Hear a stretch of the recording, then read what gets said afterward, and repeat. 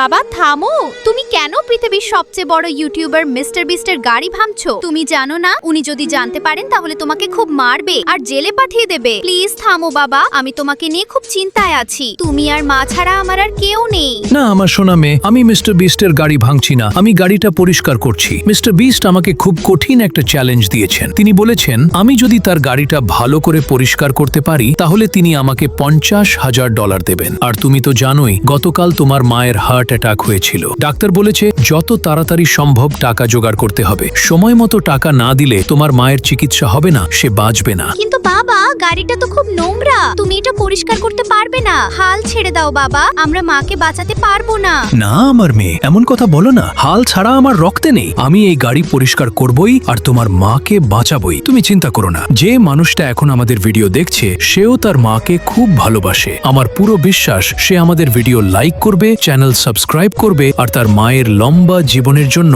একটা লাল হৃদয়ে কমেন্ট করবে।